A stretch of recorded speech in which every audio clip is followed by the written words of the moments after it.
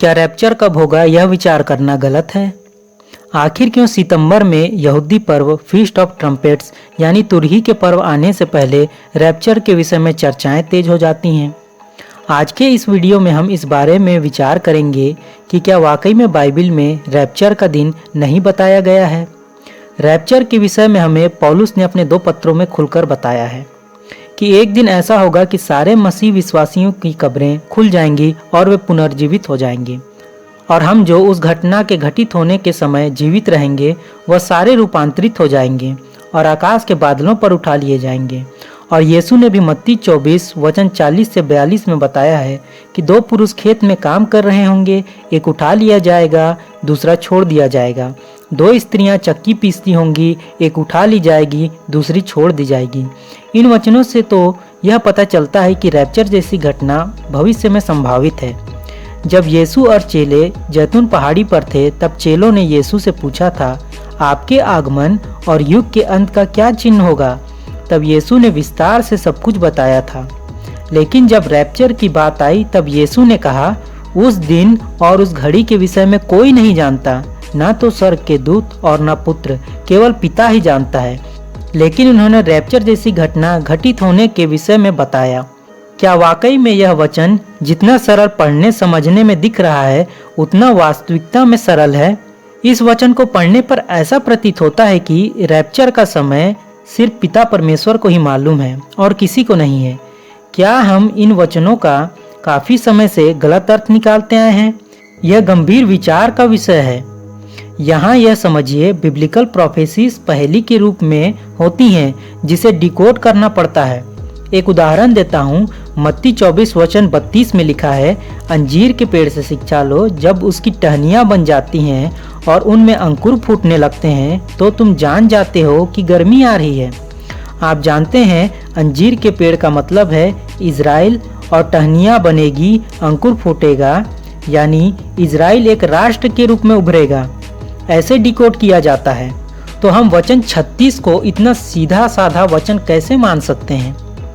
इस वचन में जरूर कुछ ना कुछ सीक्रेट छिपा हो सकता है। पौलुस इस बात को बहुत अच्छे से समझते थे कि भविष्य के विश्वासी बहुत बुद्धिमान होंगे। वे रैप्चर की तिथि कहीं ना कहीं से गणना करके निकाल लेंगे और उस तिथि तक पहुंच ही जाएंगे, क्योंकि हमने भी ज्ञान का ही फल खाया है और ज्ञान का श्राप हमें मिला है।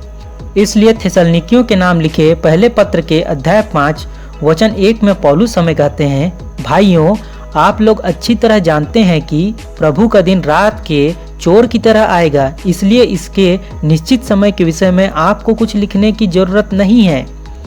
आप मनुष्य का सामर्थ्य नहीं जान रहे हैं। याद है, मनुष्य के सामर्थ्य ने परमेश्वर को धरती पर उतरने पर मजबूर कर दिया था। जब लोग बाबुल की मीनार बना रहे थे स्वर्ग पर चढ़ने के लिए, तब प्रभु ने उनके सामर्थ्य को देखते हुए उनकी एक भाषा को अनेक भाषाओं में बदल दिया।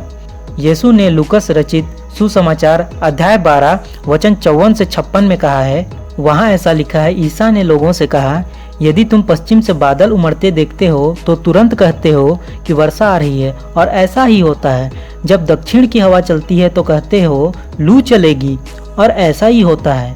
ढोंगियों, यदि तुम आकाश और पृथ्वी के सूरत पहचान सकते हो तो इस समय के लक्षण क्यों नहीं पहचानते? यहाँ क्या हिंट दे रहे हैं यीशु? तुम सब जान लेते हो, लेकिन रैप्चर होने वाला है यह नहीं जान पा रहे हो। लूकस रचित सुसमाचार अध्याय 8 वचन 17 में यीशु ने कहा है, ऐसा कुछ भी छुपा हुआ नहीं है जो प्रकट नहीं होगा, और ऐसा कुछ भी गुप्त नहीं है जो नहीं फैलेगा और प्रकाश में नहीं आएगा। देखिए, रैप्चर हमारे ऊपर विनाश या श्राप नहीं है, यह विश्वास का एक फल है। पौलुस पहला थिस्सलुनीकियों अध्याय 5 वचन 1 में कहते हैं कि भाइयों, आप लोग अच्छी तरह जानते हैं कि प्रभु का दिन रात के चोर की तरह आएगा, यानी रैप्चर अचानक होगा। और आगे वचन 4 में पौलुस कहते हैं, भाइयों, आप तो अंधकार में नहीं हैं, जो वह दिन आप पर चोर की तरह अचानक आ पड़े। पौलुस के इन वचनों से साफ पता चलता है कि रैप्चर का दिन हम पर चोर की तरह नहीं पड़ेगा, यानी हमको रैप्चर कब होगा इस बारे में पहले से ही एहसास रहेगा कि रैप्चर होने वाला है। इसलिए आगे वचन 6 में पौलुस कहते हैं, इसलिए हम दूसरों की तरह नहीं सोएं, बल्कि जागते हुए सतर्क रहें। जो सोते हैं वो रात को सोते हैं, जो मदिरा पीते हैं वो रात को मदिरा पीते हैं। हम दिन के हैं विश्वास एवं प्रेम का कवच और मुक्ति की आशा का टोप पहनकर सतर्क बने रहें। आगे वचन 9 में कहते हैं पौलुस, ईश्वर यह नहीं चाहता कि हम उसके कोप भजन बने, बल्कि अपने प्रभु ईसा मसीह द्वारा मुक्ति प्राप्त करें।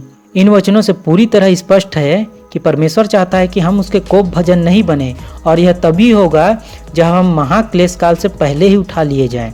इसलिए हमें आत्मिक रीति से हर समय जागते रहने की जरूरत है, जैसा कि पौलुस हमें लिख रहे हैं कि हम नहीं सोएं बल्कि जागते हुए सतर्क रहें। इसलिए तो पौलुस ने ऐसा लिखा है।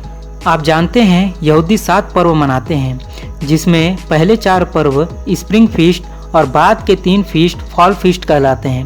पहले के 4 फीस्ट यीशु की घटनाओं से जुड़े हुए थे, जैसे पासओवर पर यीशु क्रूस पर मरते हैं, अनलेवेंड ब्रेड पर कब्र पर रखे जाते हैं और फर्स्ट फ्रूट पर रिजरेक्ट होते हैं, और वादे के अनुसार पेंतेकोस्त के दिन पवित्र आत्मा चेलों पर उतरता है। ये चारों पर्व यीशु द्वारा प्रमाणित और सिद्ध हो चुके हैं कि उन्होंने इसे पूर्ण किया, और इसलिए यहाँ अनुमान लगाना बिल्कुल भी गलत नहीं होगा कि फीस्ट ऑफ ट्रम्पेट्स पर विश्वासियों का रैप्चर हो सकता है, क्योंकि वचनों में पौलुस बोलते हैं कि रैप्चर से पहले परमेश्वर की तुरही बजाई जाएगी, और शेष 2 पर्व अटॉनमेंट यीशु के द्वितीय आगमन को दर्शाता है, और आखिरी पर्व टेबरनैकल मसीह का पृथ्वी पर 1000 वर्ष के राज्य को दर्शाता है। इसलिए इतना जोर दिया जाता है कि रैप्चर तुरही के पर्व पर ही होगा। यीशु ने क्या कहा है, उस दिन उस घड़ी के विषय में कोई नहीं जानता, ना तो स्वर्ग के दूत ना पुत्र, केवल पिता ही जानता है। यह पूरा वचन यहूदियों में एक मुहावरे के रूप में बहुत फेमस है। फीस्ट ऑफ ट्रम्पेट्स को वह no one knows the date and hour कहते हैं। कहीं यीशु हमें इस मुहावरे के माध्यम से रैप्चर का समय तो नहीं बता चुके हैं, क्योंकि यह चांद का पर्व है और चांद सूर्य की रोशनी से ही रोशन होता है और दिखता है, और चांद किस समय दिखेगा यह केवल पिता को ही मालूम है। दोस्तों सावधान रहें, 21 सितंबर पीस एंड सेफ्टी का दिन है। कहीं एकाएक पृथ्वीवासियों पर संकट न आ जाए, लेकिन भले ही यह दिन अविश्वासियों और उन विश्वासियों पर जो यह कहते हैं कि रैप्चर तो बाद में होगा, उन पर चोर की तरह आ पड़ेगा, क्योंकि हमें तो एहसास है कि रैप्चर 7 वर्षों के क्लेश काल के पहले ही होगा। कुछ विश्वासी काफ़ी अध्ययन शेयर कर रहे हैं। उस दिन पूरी दुनिया का एक ही टाइम होगा, ऐसा बता रहे हैं, ये देख लीजिए। और कुछ तो ऐसे हैं जिन्होंने यीशु के जन्मदिन को लेकर बड़ी बड़ी गणनाएं करके सितंबर की डेट निकाल के दिखाई। जो बाइबल में स्पेशल नंबर्स दिए गए हैं, उन सभी नंबर्स को उन्होंने लेकर कैलकुलेट किया। देखिए, जो होना है वो तो होगा, लेकिन वह पल भी मेरे यीशु के आगमन का समय है, इसलिए मैं इस पल को मानूंगा।